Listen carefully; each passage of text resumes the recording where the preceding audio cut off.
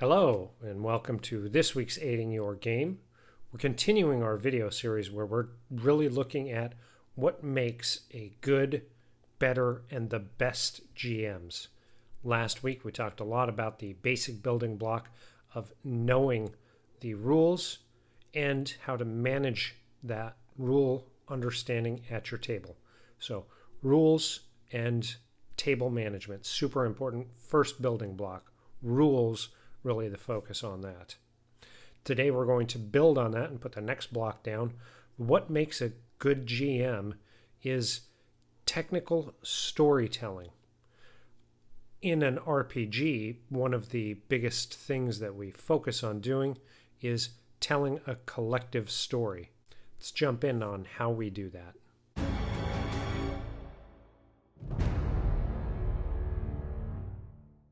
Now, before we jump into the video proper, please make sure and go down, hit that subscribe button to help us grow.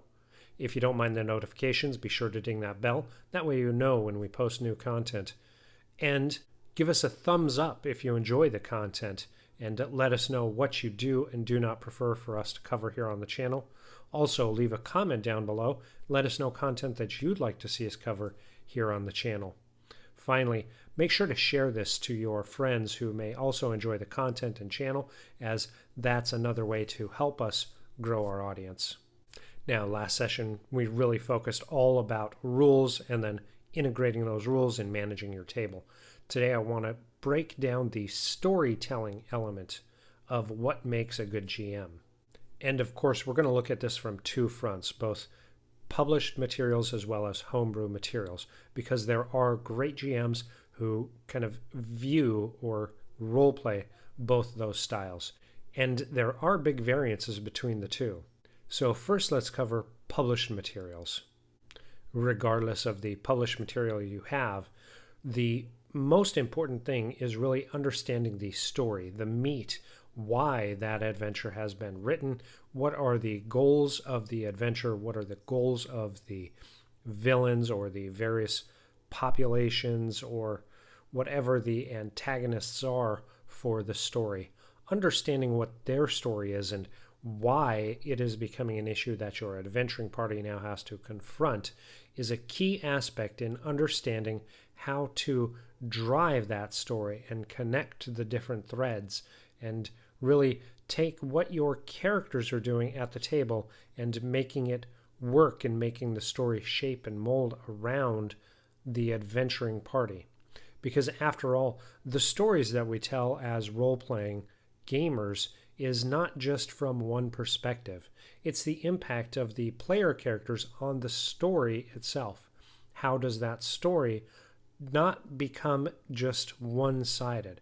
How do we make it an integrated storytelling experience that all of the players can really enjoy, that highlights the adventuring party in overcoming the obstacles that we as the GMs lay before them? So really having a good, solid understanding of the story itself, the threads of the story, how did it begin, what's the expected ending, and then what are the hills and valleys in between those 2 points that our player characters may adjust or hamper or hinder or help. And then how is that story going to evolve based on the actions or inactions of the player characters. Now, whether it's a small one-shot style adventure out of the Yawning Portal or a massive story such as Rime of the Frost Maiden, each of these stories has a very clear, defined beginning. What sets things in motion, and how does that impact the people in the immediate area? Now, the middle part is the action part. This is where the plans that are initially laid out in the beginning of the story are beginning to unfold. Things need to happen so that the opponents can see their plans or their actions to the end. The middle part, this is the story elements where there can be big pieces of our PCs, again, either hindering or helping those antagonistic plans come to fruition. That's where we play at. So knowing the beginning is super important so we know how the events that our characters are impacting began, and we can give them some information and give them clues and help guide them on their journeys. So the beginning is really important to know how to manage those middle encounter areas, that meat of the story, if you will. And then the end, knowing what the end should be from one point of view is really good because, again, as we're playing in that meaty area of the adventure, we can decide how our antagonists are really going to change up their plans. Ultimately, the player characters should be hampering and hindering their plans and really breaking their expectations of what should occur. The antagonist should not be static and should, because they had a start, they're in the process now in the middle, and they've got a plan, they should be able to change and alter what they're doing so that it doesn't remain static. Now, this is important for two very specific reasons. The first one is to show that the character's actions matter. That is the most important part. Otherwise, if they're just going in on a dungeon delve and it's just layer after layer and it's not making an impact, well, really, it's not a great epic story that the characters feel they can have an impact on the world.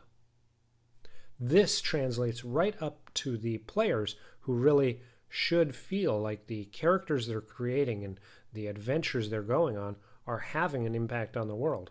If things are just static and not changing and altering, then it doesn't make sense why they should continue to adventure beyond just getting experience and leveling up.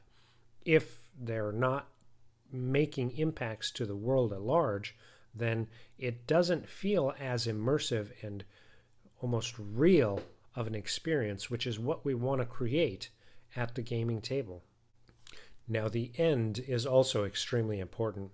When you read through a lot of the published materials, there are planned ends, though not all of them are maybe as in-depth as homebrewed modules that you may write or adventures that you may create. And part of this is designed because there is an expectation that the characters will thwart the plans. However, even in the published materials, it does say what the antagonists are hoping to have at the end of their story. So that ending part is also very important so that we know how to engage the characters when they start thwarting those plans. If the antagonist is not seeing the end point come to fruition, they should be altering their plans. Now, this should be some type of a direct opposite of what the characters want as an end of their story, their time in the game. It should be antagonistic because that's what should spur the characters into action. That's what should drive them onto adventures. That's what should really get them kind of pumped up and excited to be able to explore the features and experiences that they've gained in their classes and with their adventuring companions as a whole. So all of this really translates into your homebrewed materials as well. As you're creating the backbone of your story, which we've covered in numerous videos, we'll probably cover it again and again. It's super important. Thinking of that beginning, what is the starting point that sets things in motion? That's super important to really think about that and be able to describe that and what impact it's had to the locals. After all, if you want to draw adventurers to your adventure, you need to have a good starting point, something that is very impactful to people who need help, who ask for help, and who will rely on the adventurers for that help. Having a good, thorough starting point, something that is extremely important and impactful, is super key. If you just have a hole in the ground and there's nothing to spur the adventurers to go down in that hole, they may, but they may not. And really they may not plan to really take it very seriously or invest in that story. So having a very good creative introduction and beginning of your story is super important. If you look at many writing classes and different types of literature, that beginning point is always something that is designed to be that initial hook to get people interested in the story, in the characters of the story, whether those would be equated to NPCs or characters themselves in our RPG systems. That beginning is super important to have really a good solid understanding. And then having kind of a few planned middle points, things that have to happen for the ending to come to a conclusion from our antagonist's point of view, we should sprinkle a few of those in. This is how we continue to keep the adventures going forward towards the end of the story. If we don't have some of these milestones, then you really get into a sandbox world where, again, what the characters do may matter, but not to that initial outcome, that initial event that you put into place.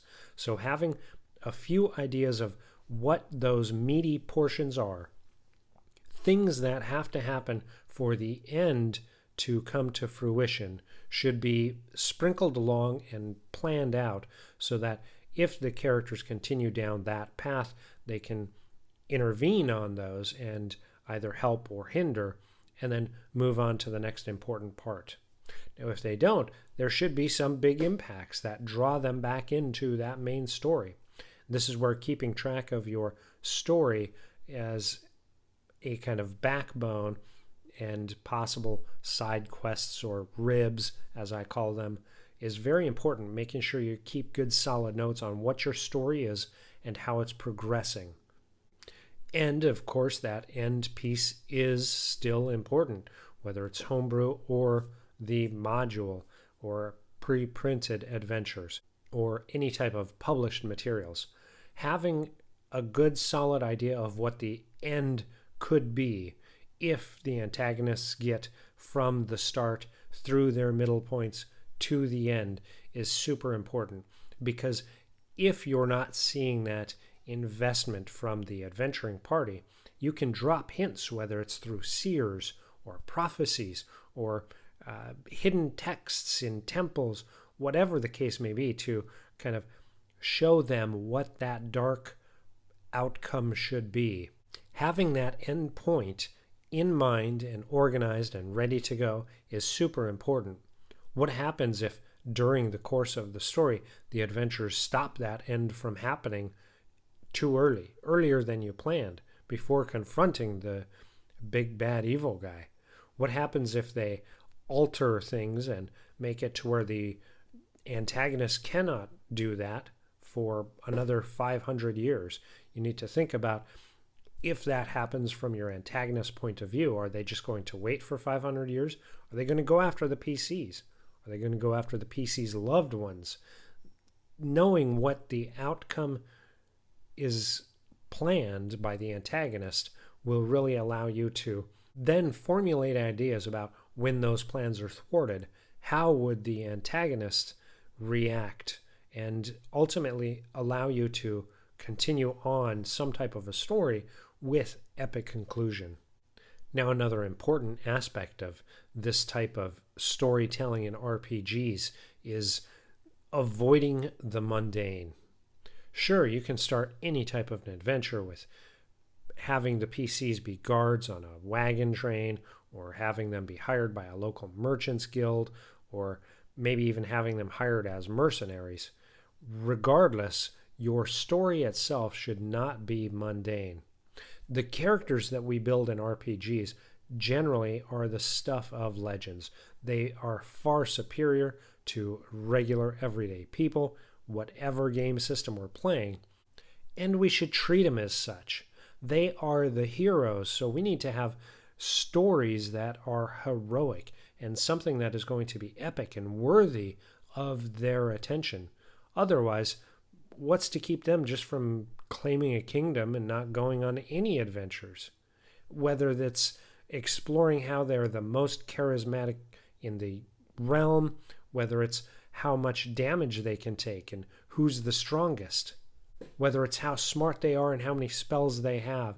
The PCs are the heroes, which is why so many people post about how difficult it is to challenge PCs and how classes and races are so OP.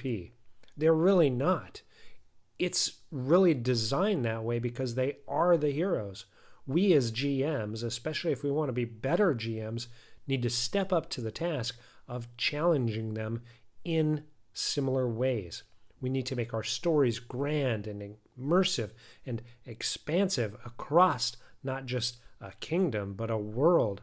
We need to look at how our stories can have fantastic elements that match the fantastic elements of our PCs, whether that's floating cities, whether that's distant gardens that are really subterranean and have filtered light to help them grow. The types of pieces we put in our stories should match the grand scale that our PCs are built to. Otherwise, when you have that level 5 cleric in full plate armor with a magic weapon and such divine powers just walking through a mundane city, it just feels out of place. We, as GMs, especially stepping into better GM opportunities, really need to think about how the opportunities that we're given to create worlds and create encounters, we need to be up to the task to create those counters and worlds and challenges that are as epic and as OP as what we view the players to be. Now, the next important part in storytelling is having good consistency. And this really drives down into a lot of smaller details or more challenging things that we'll cover in other videos as well. But a consistent story is going to be something that's super important. If your characters have that initial revelation that they're going after an undead Lich King, and then having them go off and do something that isn't related can sometimes be challenging for the players and really break that immersion and really kind of take us out of the element of that initial story hook that we're given and that initial plan. Staying consistent is super important. When you're writing stories or when you're reading stories that others have written, one of the biggest things that keeps you and keeps your attention in that story, generally speaking, is a good consistent thread. Things progress from that beginning, middle, and end, and they're related. While it's nothing to have side quests and being able to go off and do things that are not related to the story, again, having things tie in together for consistency should make sense. As an example, in Rime of the Frost Maiden, there are some other quests prior to the primary challenge. The thread that's similar is the environment. The characters are always in the same environment, facing the same challenges from that environment, and having an impact on the community as a whole. How they impact that community as a whole is going to make a big impact on the major story. And also how they're greeted by the NPCs that are in the region. So keeping threads that are similar and tied together in some way, shape, or form, whether it's by location, environment, NPCs, primary plot types. If you're doing that Lich King story, having them constantly facing undead is a good kind of thread to keep them in the thought process of, yeah, we've got some undead problems and that Lich King is probably behind it all. So keeping consistency in your story, in whether it's the theme or the environment, keeping that consistent piece is going to help your players stay immersed and help the characters kind of plan and understand the threats at hand. Now, the last piece that's really important for good storytelling at the table is details. Details are one of the most make it or break it pieces in an RPG, especially if you're looking at becoming a great GM. The devil's in the details, and that could never be more true than with your storytelling. As you're giving your fantastic descriptions of the environment, of the people, of the events that are unfolding before our PCs, and playing to the player's senses and really calling out the sights and sounds and smells and feels of the environment, of the people, of the encounters, we're drawing them in and playing on aspects that they can relate to so that they do get more immersed in the game, they do feel connected to the game, and really touching on pieces that connect our players to our game via their characters is going to be super important. By understanding your players and what emotionally can connect them to the game allows us to put those details in there and really keep them entertained and engaged in the story that we're telling collectively together. Look for opportunities that your players are providing you. If they're saying they really enjoy something or they don't enjoy something, utilize those. Make sure that you're pulling those and jotting notes down and filling in the details of your world. As you're describing locations, make sure to touch on the senses. Make sure to utilize that grand scale that we talked about early on, and make sure that we're finding ways to tie the characters as well as the players into our story. A lot of the great GMs that I've ever had an opportunity to play with and really study and learn and grow, one of the most consistent things is that they understand the devil's in the details. And oftentimes they're not just going by the seat of their pants. Sure, we all have to improv sometime, but there are tools to help us keep more detailed notes ready to go to help as we're having to do those improvs, still drive down and put those details in that are going to touch on our players as well as our characters and really bring that world to life, make those experiences feel and seem real, and really take our storytelling to a new level, keeping it consistent, keeping it detailed, keeping it playing upon those emotions of the players and the interests of the characters is really going to help our storytelling evolve to a new level. Storytelling isn't just about writing out a script and acting it out. Storytelling is not just about letting go and seeing what the players will drive at the table. Storytelling is layered and has a lot of different steps that we as GMs can take to really build a frame, as I call it, the backbone that then we as a table can flesh out as we're going.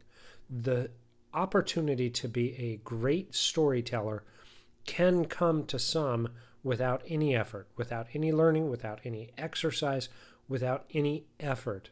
But for the vast majority of people, polishing these skills, utilizing any type of learning and practice that you can is going to help improve those opportune skills and help us to evolve and grow and really drive our DMing skill set to the next level. Storytelling as the second most important building block is what separates a good GM from a better GM and a real good GM from the best GMs that I've ever gotten the experience to play with, to game with, and just to sit and listen and study and watch in action. The best GMs always have the best opportunity to storytell in a way that's impactful for the characters, meaningful for the players, and collaborative enough with the players and character actions to adapt and change the story, but still keep it moving forward to get to that end conclusion that's both epic and satisfying for the characters, for the initial story, for the players, and the table as a whole. Storytelling is something we can't overlook, and we really need to focus and dive in and share ideas and share learnings and help each other with. So as you're working on your storytelling ideas, story ideas, don't hesitate. Pop comments down below. I'd love to share ideas with you. I'd like to help polish anything up that I can. I'd like to bounce my ideas off of you. Don't hesitate. Let's keep storytelling as the second pillar of what makes a GM great. And next week we'll focus on the third building block, which is going to be all about community. Join us then. I hope you enjoyed that video.